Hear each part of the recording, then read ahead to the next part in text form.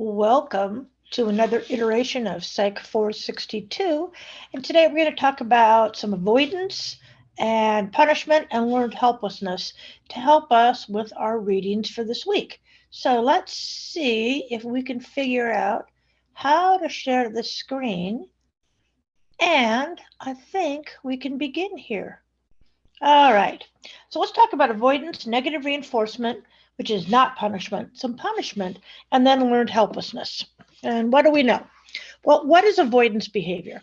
Avoidance behavior is behavior that helps you to avoid some aversive stimulus. And so avoidance contingencies increase the rate of an operant response.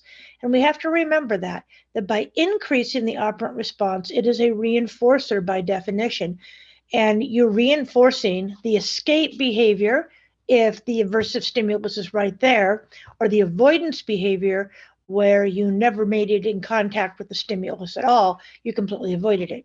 So it's not punishment, it is negative reinforcement. Remember, punishment decreases the response while reinforcement increases the response. But with both avoidance and punishment, the organism is going to reduce contact with an aversive stimulus. With punishment by decreasing the bad behavior, and by avoidance by getting away from the aversive stimulus.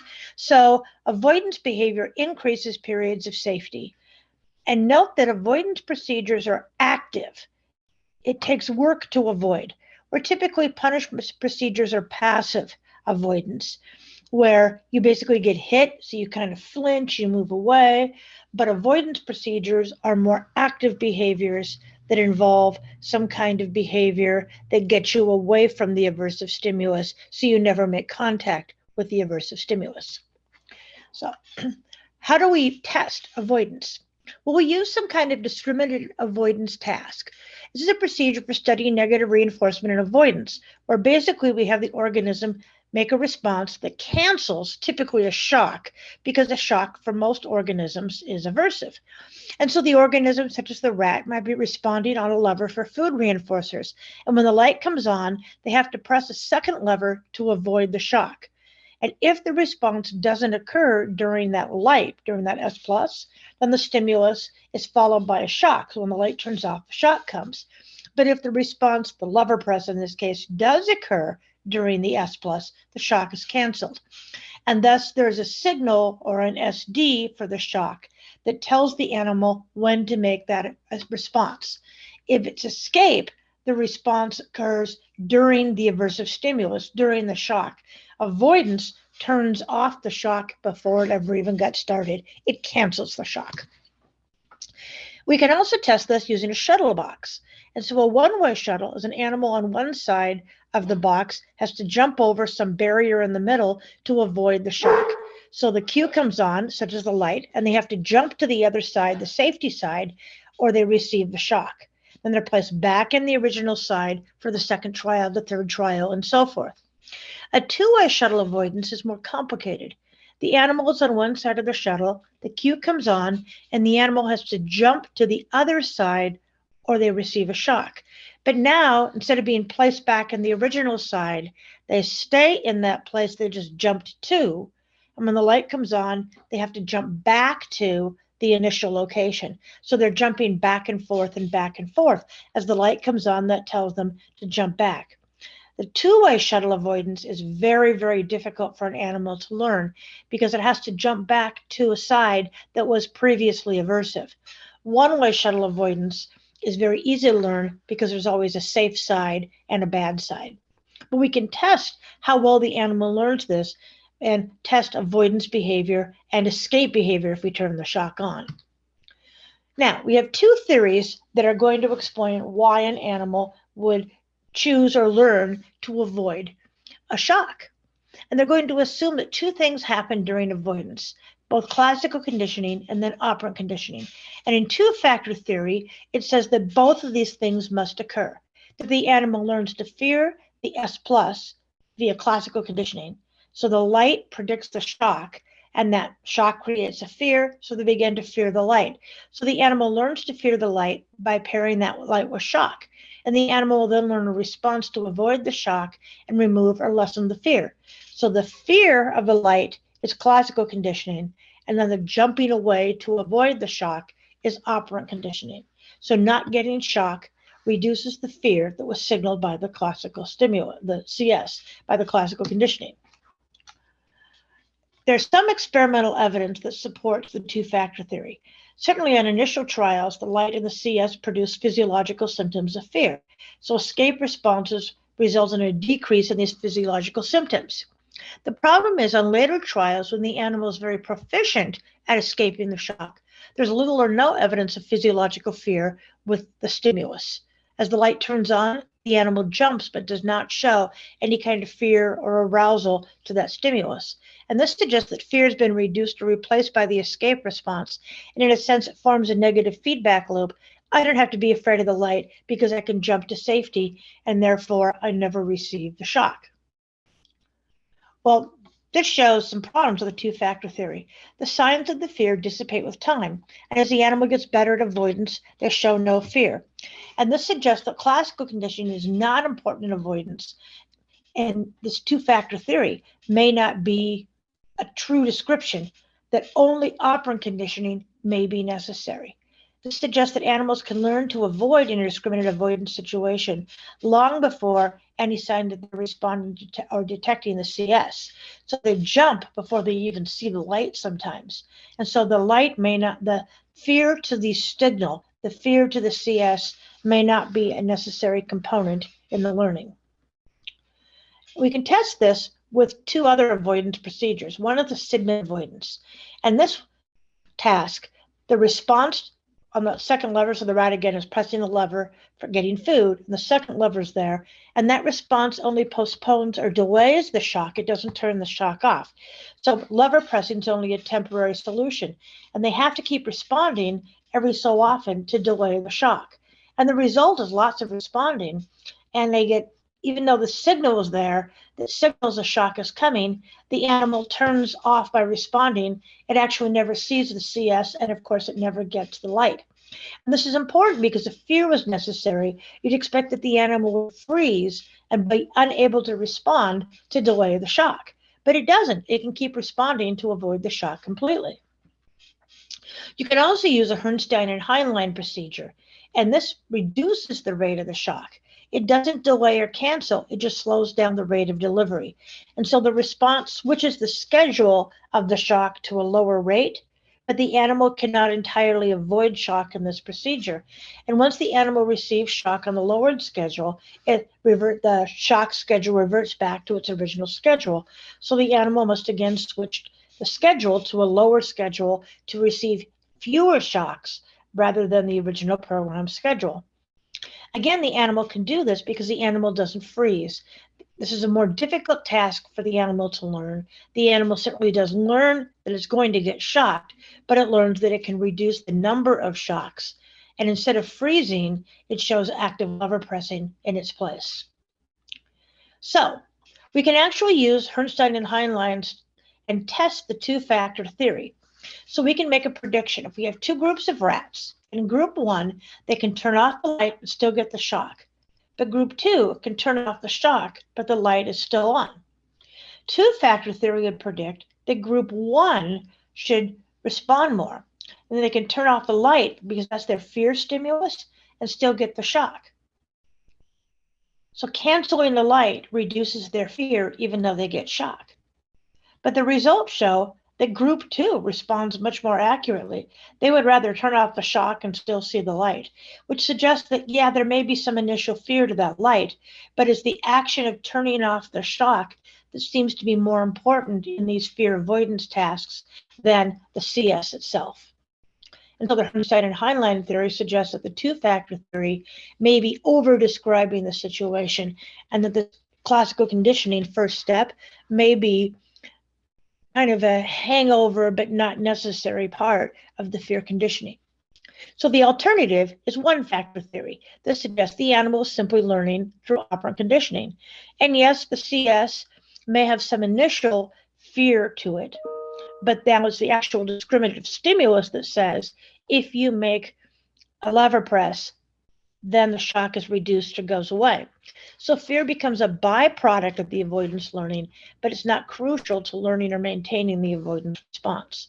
So here it suggests that the response itself is critical, not the fear to the stimulus. The fear to the CS is simply a byproduct of learning to make the response. Again, this suggests that you're almost postulating a cognitive theory of avoidance. And in fact, Solomon and Johnston in 1973 did postulate a cognitive theory. Like Rescorla-Wagner theory, it predicts that predictability is critical. The basic premise of their early cognitive model of avoidance is that learning occurs only when there's a discrepancy between the observation and the expectation.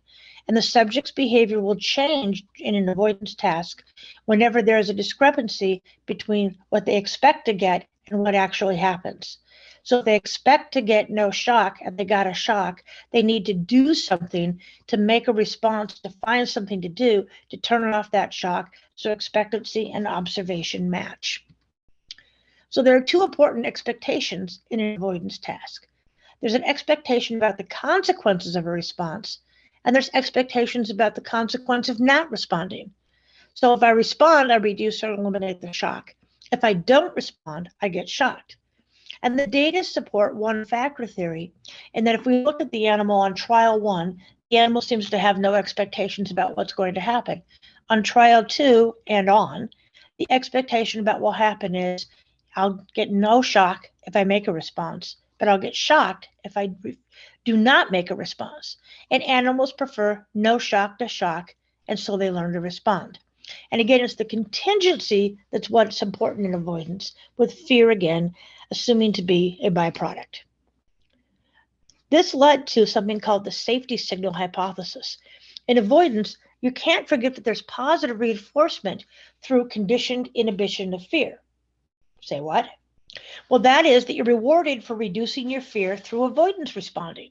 So the avoidance response is reinforced by taking away the shock, but it also is reinforcing by reducing any fear you may have had of not responding, so that your response and any cue that goes with it are safety signals. And this creates the safety signal hypothesis that says animals respond because the safety signal of responding and getting rid of that negative cue is reinforcing in and of itself. So conditioned safety signals occur during the performance of an avoidance behavior that reduces conditioned fear. The safety signals associated with avoidance behavior are signals for reinforcement. So turning off the light may be a safety signal. And indeed, these safety signals may not just be outside or external cues, but feelings and behaviors within the organism. The feeling of relief of turning off the shock and not having the shock happen may in itself serve as a safety signal and be highly reinforcing. Now, it's also important to understand the characteristics of avoidance behavior. Negatively reinforced behavior is very difficult to extinguish. Again, think of it if I'm tapping my fingers to keep, you can hear me tapping here, I'm tapping, tapping, tapping. I'm tapping to keep the tigers away from me in central Illinois. And I feel as long as I continue to tap, I won't get eaten by a tiger in central Illinois. And the problem is, as long as I continue to do this, I'm not eaten by a tiger in central Illinois, and it reduces my anxiety about being eaten. What I don't realize is that if I stop tapping, I also won't be eaten by a tiger in central Illinois. But the problem is, I'm fearful if I stop tapping. I begin to panic, and so I go back to my tapping. So my tapping becomes reinforced by my fear and my avoidance of my fear. And this is difficult to get rid of these negatively reinforced situations and these negatively reinforced responses. But I can eliminate negatively reinforced behavior if the animal can learn to detect the change from conditioning to an extinction situation. So you hold my fingers down, you show me that in 5 minutes the tiger didn't come, and you teach me to breathe deeply and to relax. I relax, I look around, I see no tigers are going to get me, and now I realize I'm clearly in an extinction condition where the tigers are eliminated and I'm not eaten by a tiger in central Illinois, and I don't have to tap anymore. The other thing to know about this negatively reinforced behavior is I get extremely variable behavior patterns that vary from subject to subject, from session to session within the same subject, and even from procedure to procedure. The choice of the response is important because it determines how quickly the organism learns the contingency and how well the learning is maintained. So one-way shuttle behavior is much easier learned and much more easily maintained than two-way shuttle avoidance tasks. Because in one-way shuttle, the rat learns to run to the safe side when the light comes on. And in one-way shuttles, there's always a safe side. But in the two-way shuttle, the side that was just horrible and scary is now my safe side that I have to jump back into. So it's the light that is telling me where to go, not the location. And animals have a much more difficult time learning that because of the lack of a clear safety signal from their point of view.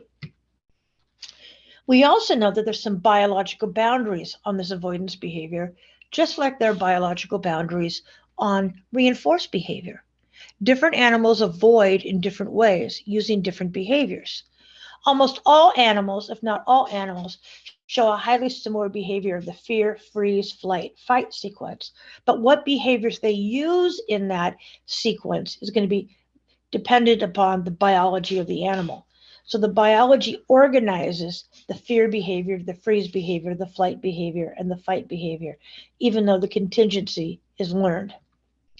And this gets us into something called species-specific defense reactions, or SSDRs, developed by Bob Bowles in 1970 and 1971. And it's kind of an aside of a funny story. My husband, in the fourth grade, my late husband, was trying to do the shuttle avoidance task with his guinea pigs, and he was electrifying the rails of his electric train using a transformer and trying to do both the one-way shuttle and the two-way shuttle avoidance that he read about in the Time Life Encyclopedia under Bob Bowles. And of course, this is in Seattle, where we're from. And he realizes that Bob Bowles was at the University of Washington at this time.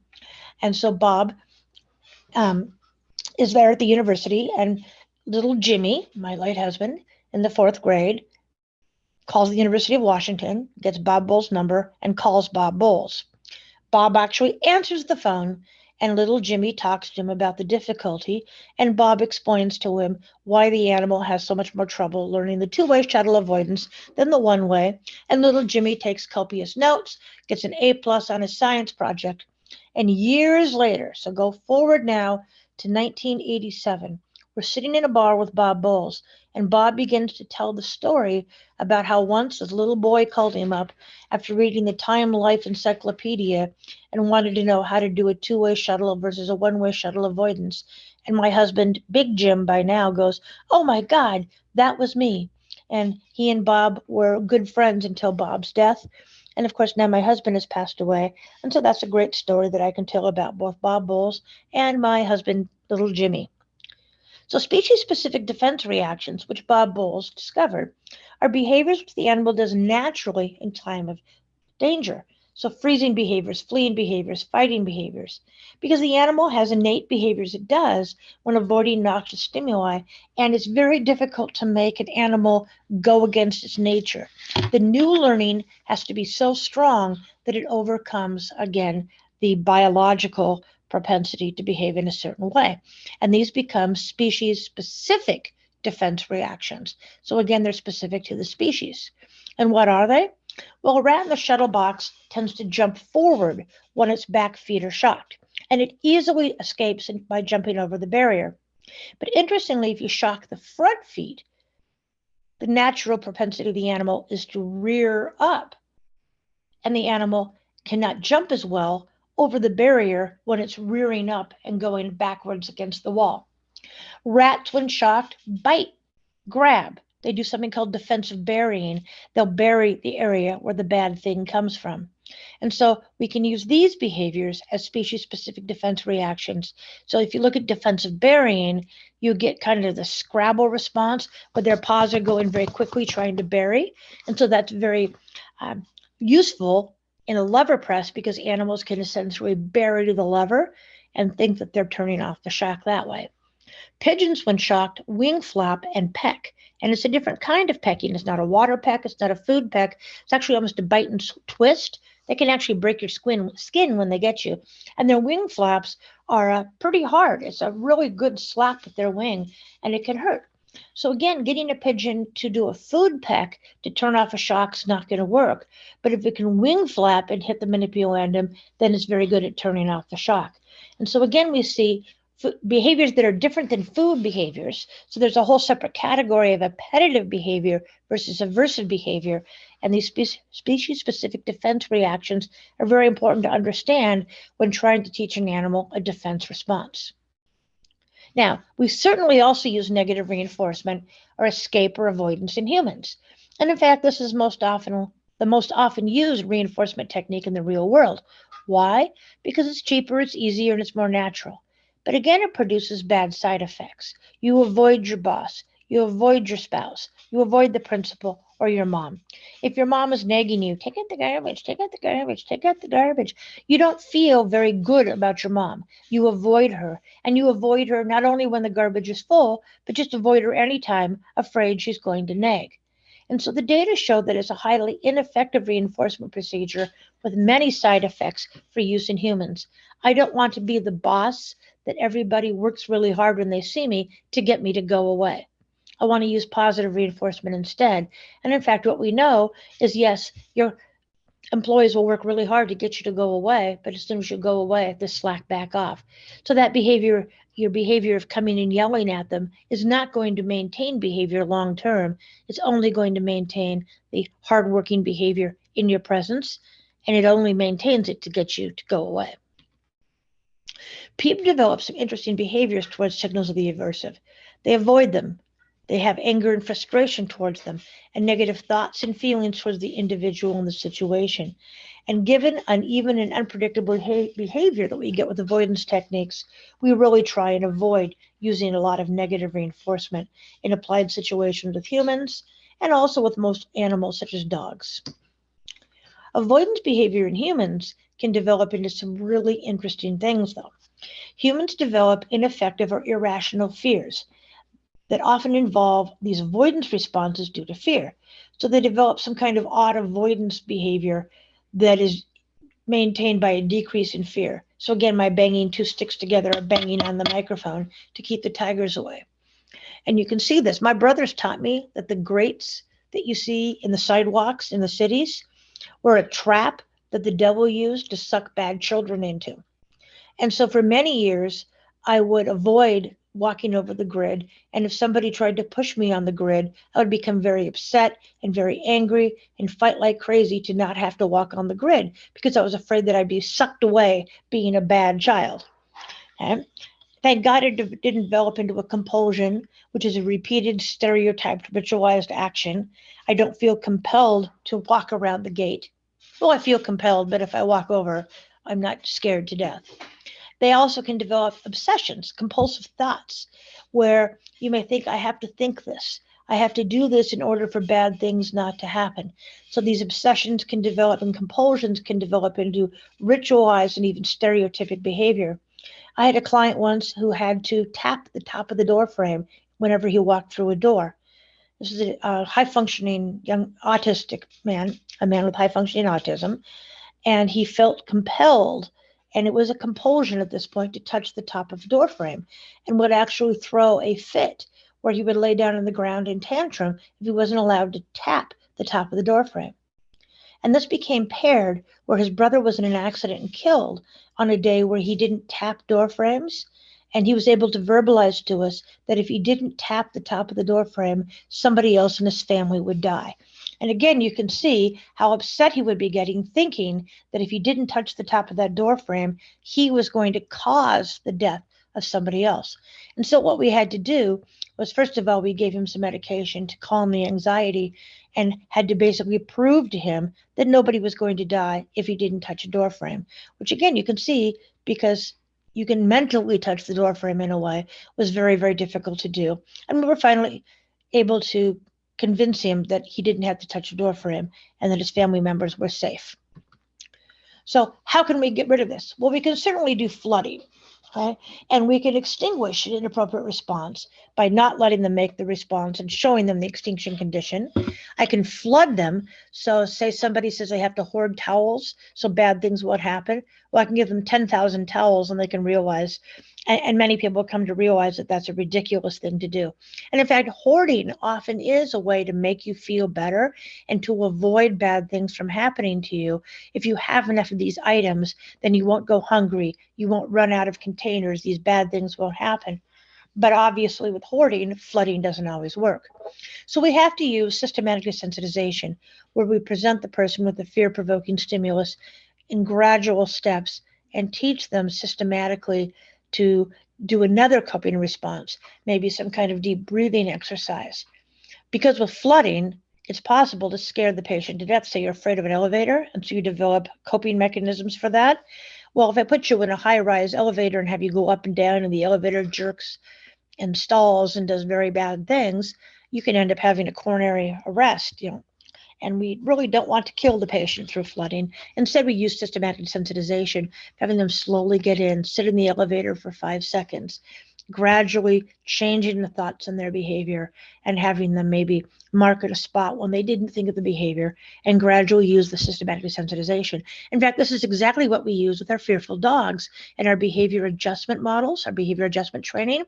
We gradually introduce the dogs to another person or a human, giving them a chance to run back to safety, a chance to calm down, and we gradually increase the duration and the size and the type of human or other dog so that they become tolerant of that fearful stimulus where they weren't fearful before. What seems to be important is that the animal has to have perceived control, both perceived control of the situation and perceived control of the avoidance. And there are significant side effects that can be produced by avoidance tasks. We can get animals that show animal psychosis or experimental psychosis and neuroses. The animals stop eating or drinking, and they may engage in self-injurious behavior. They may headbang.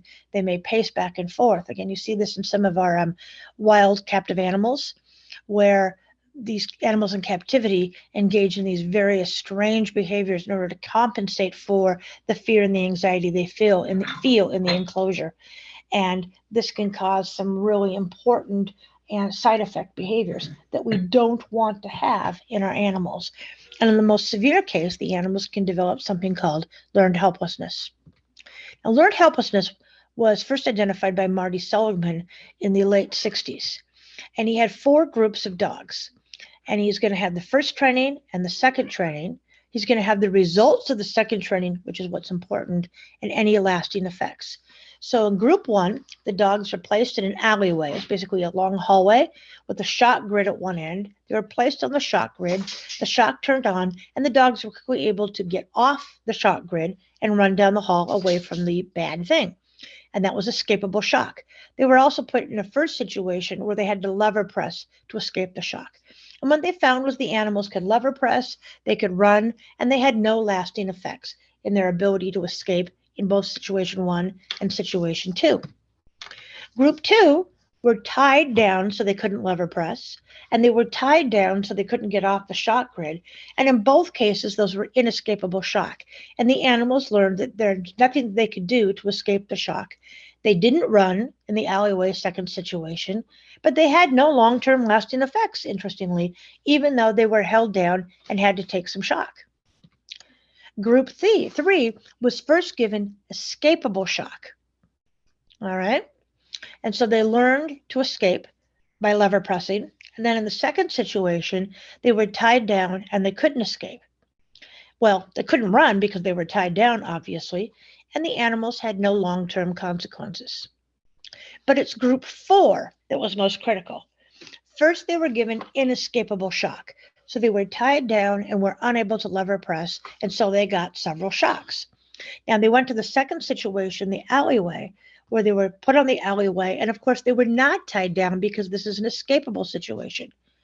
But when the shock was turned on, they didn't make any attempts to get off the shock grid. They just stood there. They didn't run. And what's most interesting is these animals showed evidence of psychosis. They began to self-injure themselves. They paced. They refused to eat. They had horrible consequences, severe consequences.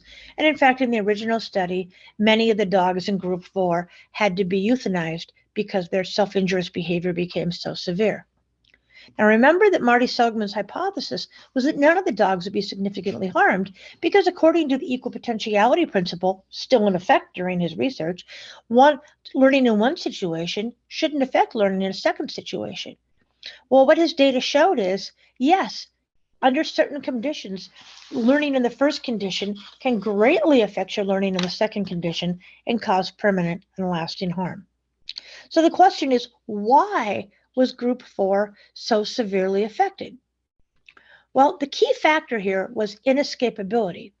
Once the animal learned not to escape and they learned to be helpless, they didn't change their behavior to the second situation. They, in a sense, carried over that cognitive rule that they couldn't escape and didn't try. So the characteristics of learned helplessness are that it's the inescapability that produces the phenomenon, not the shock itself. We know this works under a variety of procedures and conditions, organisms, and it's highly transferable, highly generalizable. And if you take it far enough, you can make it a contingency rule for the animal rather than being specific to the contingency situation that you initially train the animal to. And it's important to recognize that it's not shock that does it. And in fact, in humans, we would never be allowed to give you shock. Instead, for the inescapable situation, we give you unsolvable math problems, and you're told that you can't leave until you solve the math problem, while the cohorts in the room are all given easily solvable math problems. So they leave the room before you do, and now you're unable to finish, and you feel like a real dumb schmuck because you obviously didn't learn how to do the math problem correctly. And the assumption is, if we interview the subjects think, well, I was dumb. Everybody else could solve the problem, not that they couldn't solve, that there was some setup. And interestingly, even if you're told you're in a psych experiment, people still assume that they are the problem and that they are the bad one, not that they might be the victim of some prank or experimental condition. Now, with learned helplessness comes some important symptoms.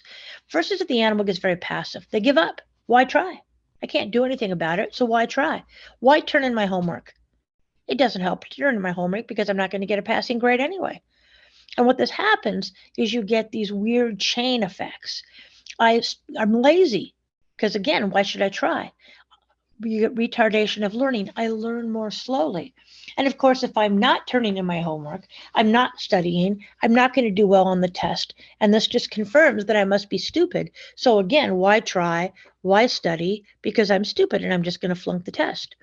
And with this comes some somatic effects, stomach aches, headaches, school refusal.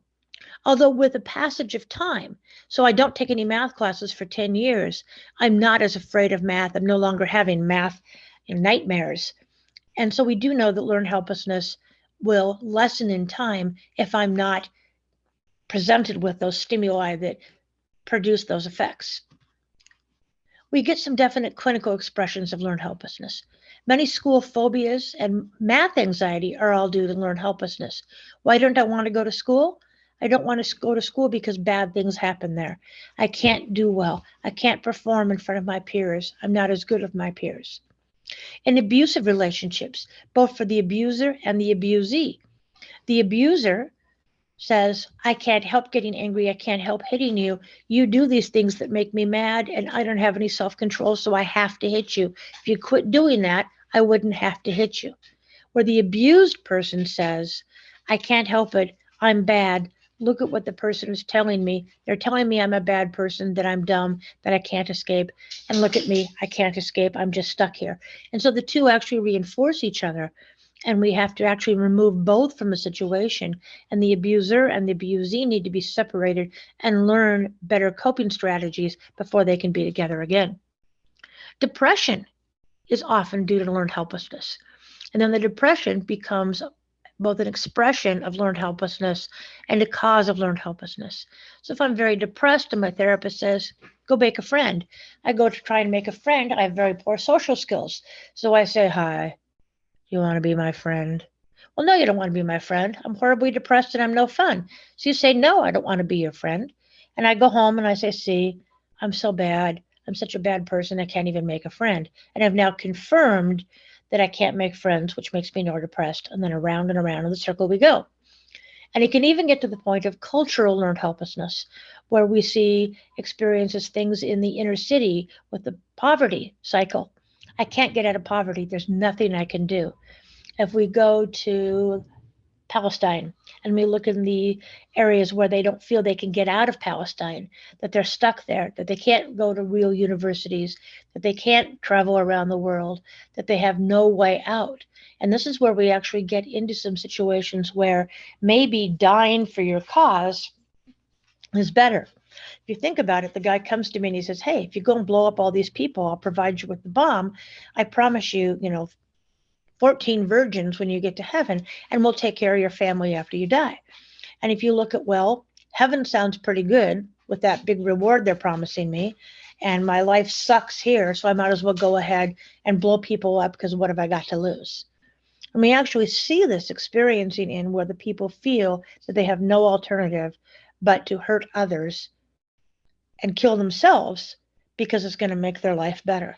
And of course, that's a ridiculous and erroneous notion. But to the person experiencing the learned helplessness, it makes sense. And that's the important thing to recognize is that within this pattern of behavior, it makes sense. So, of course, the question is, how do we get rid of it? We have to unlearn the rule, right? Yes, I can do things. I just have to have some help with math. I have to reshape or recondition the organism, be it a dog who has been learned helplessness where every time they meet another dog, it's a bad experience, so now dogs are bad. And the dog actually seems to develop this pattern where it can't help itself. It goes straight to aggression rather than other signals because that's the only thing it can do. So we have to do this in a situation when the organism can't fail. And that's the attempt for the behavior adjustment theory we use with our dogs in the laboratory and at the shelter. And we use this with people as well. I had a client who actually was never abused by his father. His father made him abuse himself. So his father made him burn himself with the cigarettes and made himself shock himself, hit himself, do these terrible things to himself. And you can imagine this client was really messed up. And the client, when he made a mistake in class, he was about 12, would do things like throw chairs through the window or attack his teacher. And those typically aren't socially appropriate behaviors. And so we would make the individual make a response. So we'd make him misspell the word cat. 3 letters, hard to screw up. We made him screw it up anyway. And then breathe deeply. Think about what happened.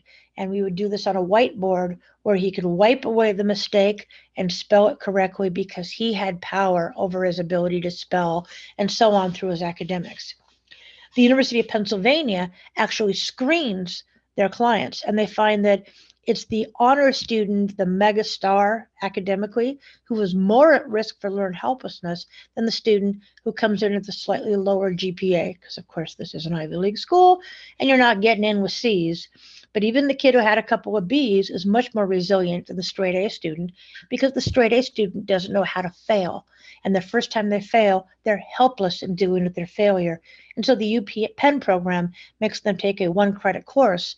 And actually, it's called a resistance to failure course, where they teach them coping strategies and cognitive strategies to avoid feeling helpless when they have a poor paper. Because again, these are students who've never gotten less than an A- before, and they just can't handle a B+, and they're literally ready to kill themselves over a B+. Well, we have to learn coping strategies, what to do if you make a mistake. And this is where we get into the every mistake is a learning opportunity. Failure is just the next step to winning, right? Remember all those great strategies? Yeah, we can actually teach these. So why does this behavior occur? Why does learned helplessness occur? Was only when the shock is contingent on behavior do the animals develop learned helplessness. It's a lack of control over the contingency and a feeling that I can't. And learned helplessness organisms show these generalizations very quickly. In situations where there was a condition, the lack of behavior sabotages their results, and they begin to demonstrate, see, I can't. I showed you I can't.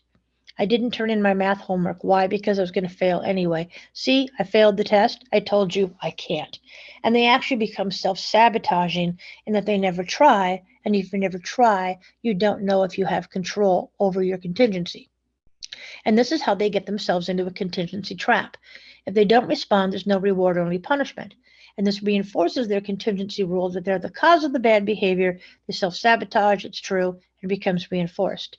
This treatment must be to learn better contingencies and eliminate in their head the bad contingency rule. And this helps explain the misbehavior of humans with some disorders. Drug addicts and those with schizophrenia and others make poor choices due to their physiology of addiction or their disease. And the bad choices may be due to the effect of dopamine. So we do have some real brain changes that are occurring, which prevent the addict from being sensitive to changes in his or her life rewards, as well as the schizophrenic being insensitive because of the high level of dopamine. It can also explain some of the perseverative and off-task behaviors observed in these individuals. And so what we need to do is get these individuals to decrease some of the wildly flagellating dopamine by taking appropriate medication, but with that medication has to come behavior change. Without the behavior change, the medication is not going to help at all, and they'll quit taking their medication and be right back into spiraling out of control again.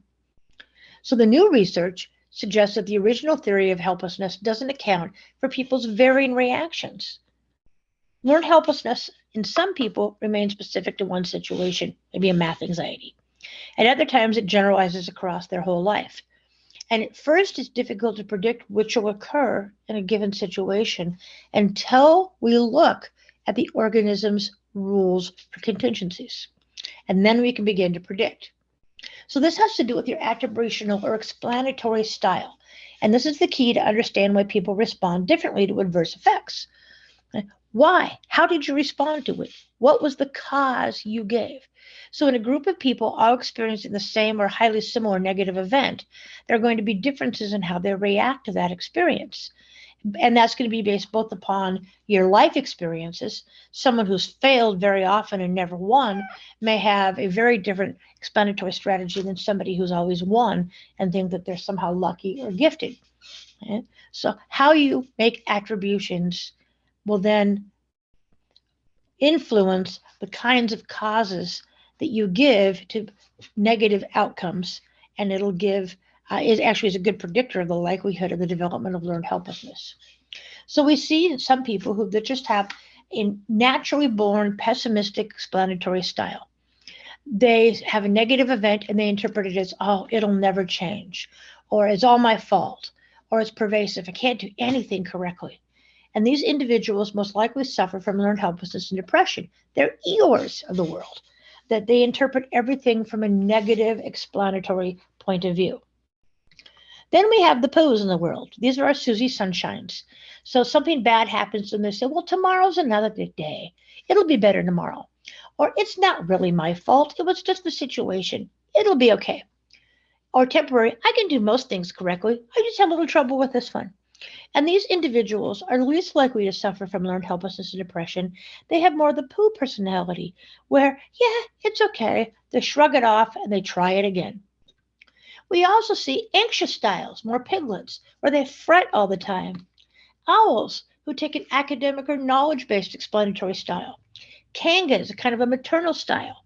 In fact, in a way, the characters of Winnie the Pooh seem to capture the various coping explanatory styles that we see that can contribute to the development of learned helplessness. And we can use attribution theory to explain many of these styles. So maybe we can say that the Winnie the Pooh characters are excellent exemplars of the types of attributional styles we see in humans, and are likely the reason why they're very archetypal in a sense. And that's why they were probably written about, and why we like them so well is because they are so archetypal, and we can see ourselves in one of the characters. We haven't even brought in the Tigger character here. So let's take a look at attribution theory. And this was first developed by Bernard Weiner in 79, then again 85, 86, he revised it. And this examines how people attribute a cause or an explanation to an unpleasant event. And it includes the dimensions of globality versus specificity, stability versus instability, and internality versus externality.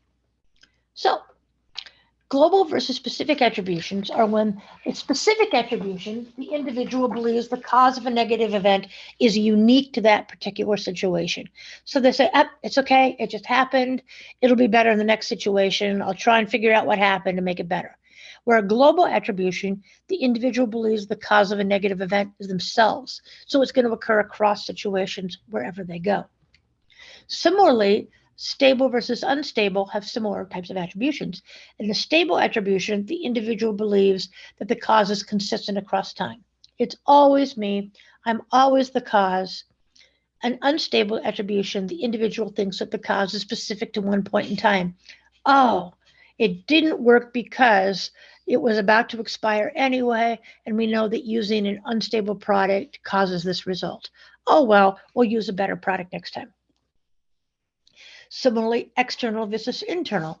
External attributions assign causality to situations that are external to the person, external factors. And this can be good when you recognize, oh, I didn't cause that. Other things happened to me that were external to me. And that's a very good if you're trying to get rid of learned helplessness. Having too many external attributions where you never take responsibility can also be bad. So again, we have to put all of this in balance. But we don't want you to have too many internal attributions where you always assign the cause of failure to yourself, because there may be other factors, external factors that happen. But we do want you to take responsibility. So again, it's this balance between internal and external, just like it's a balance between global and specific and are stable versus unstable. It's a balance between them. We don't want you to always take the it's always me attitude. We also don't want you to never take blame for anything. So, how do we develop these more positive thinking styles? Well, obviously, cognitive behavioral therapy. It's still behavior because we're talking about changing behavior through changing your verbal behavior and your internal verbal behavior. And so we can use programs like at Penn, inoculation programs, where the individuals learn, what should I do if this happens to me? What should I do if I fail? Practicing learning failure, practicing learning going to a professor to ask for help. So we have to teach them these behaviors that they really don't have because they were always getting straight A's. We teach the person to learn to deal with failure, to experience failure, and to frame it appropriately and develop an action plan. We want to figure out who's more likely to get depressed. Again, the straight A valedictorian receiving their first C, or the B average student receiving their first C. Who is more inoculated against it? And really get the person to learn the strategy that you aren't learning if you don't make mistakes. If you're poly perfect, then you aren't learning anything and you're not expounding your boundaries. So we need to recognize that I have to make some early mistakes, and I'm going to shape it and lessen the number of mistakes as I get more fluent. But I'm still never going to reach 100%. I'll probably only be at 80% for the rest of my life. That's not a bad thing to be. So what can we conclude about learned helplessness and avoidance and negative reinforcement? Well, first, that we're animals and we behave in ways that are consistent with other species.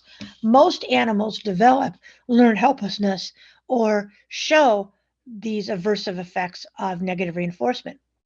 But we know that there are biological boundaries and constraints in how we learn and react to our environment by species or specific species-specific defense reactions. We may not wing, flip, flap, or peck, but we hit or we verbally make statements. So when I'm angry or I'm upset or I'm disappointed, my verbal language shows my disappointment and I may verbally attack others. Our biggest human instinct is to learn. And why is our biggest human instinct to learn? It's so that we can predict and control our environment. And when we can't predict and control our environment, we feel helpless. How we attribute the causes and the influences for the development of our rules or heuristics makes a difference. I have to learn when to attribute things to external causes and when to make them internal causes, when to take responsibility, and when to learn that other factors may have influenced the outcome. And this will help me predict my world, where if I always blame it on me or I always blame it on everybody else, I'm not going to learn as well about the world, and I'm not going to be very good at predicting and controlling my environment. And using animal models allows us to investigate these boundaries and helps us explain human learning and choice behavior. And that's really what we're trying to do. We're trying to learn to use our choice behavior to be appropriate and to make appropriate choices so that we can control our outcomes. And this is so critical. We really do want to critically control our environment in appropriate ways so we grow and we get rewards and we get better things and we avoid punishment, we avoid failure, we avoid things that are not helpful to us. And so this is the end. And I hope that you've kind of enjoyed this idea and you've identified some learned helplessness maybe in yourself. Maybe your writer's block is fear of failure and that you aren't engaged in the behavior because you're afraid that it'll be punishing. And maybe you can learn to ask your advisor for more help, ask them for guidance. Last time I checked, most advisors don't bite. And if we do, most of us are vaccinated now, so you're safe. So we have to look at this learned helplessness, this avoidance, and to also recognize not to use it on each other, not to punish other people for coming to us. Look at our interactions with students and with our family members and see how we behave.